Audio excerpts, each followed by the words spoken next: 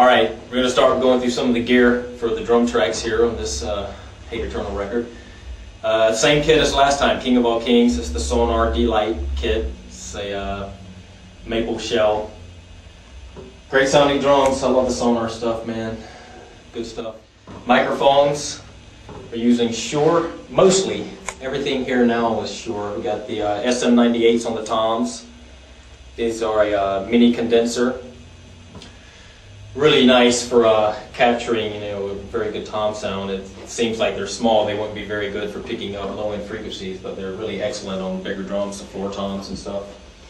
We're using SM81s for overheads. We have 3 setups: center, a left, and a right. A lot of symbols in here, so I'm trying to get the best imagery as possible.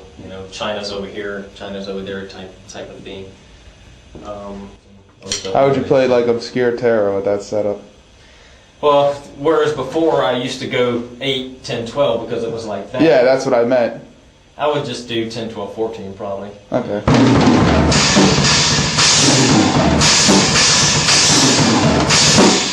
There's your bass drum pedals right there. Axis. The long boards. That goes to the Ribbon Crasher.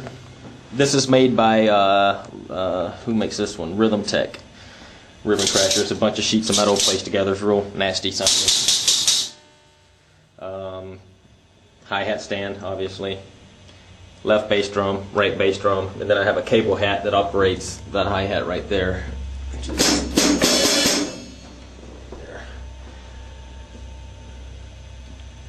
Triggers are actually on the pedal. I don't know if a lot of people. I'm gonna zoom in there, right? I don't know if a lot of people have seen this. You might have a better chance of getting that one over there. But it's a trigger box here, and it triggers the signal instead of having Why don't you yank the pedal off right quick? Yeah. Let's get all technical. Let's get all technical. Can you pedal off? That'll be the easiest. Yeah. There it is. So it plugs up. This pin, which is on a spring, activates the trigger when the meter hits the bass drum head.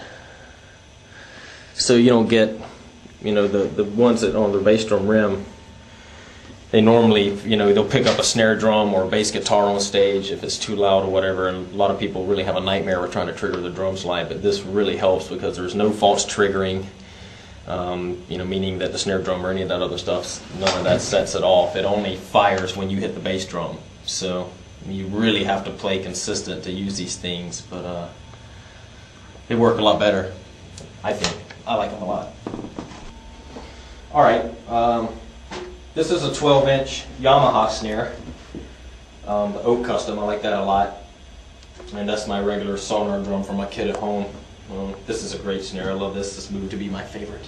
That's a good one. But yeah, I like that one. That's a 6x14. That's I like that snare too. Is that a D-Lite or a designer? This is a D-Lite as well.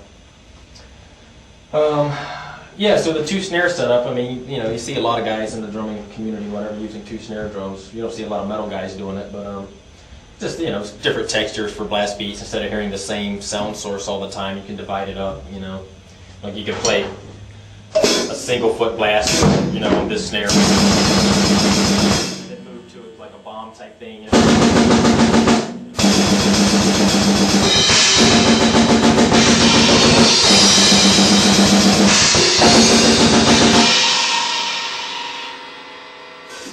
Different sound source. Also makes it possible to have play other types of beats on top of each other too. Like we were doing in one of the newer songs, where you play a blast beat this way, and you use your left foot and the main snare to play the back beat, the AC/DC I call it. There you have this.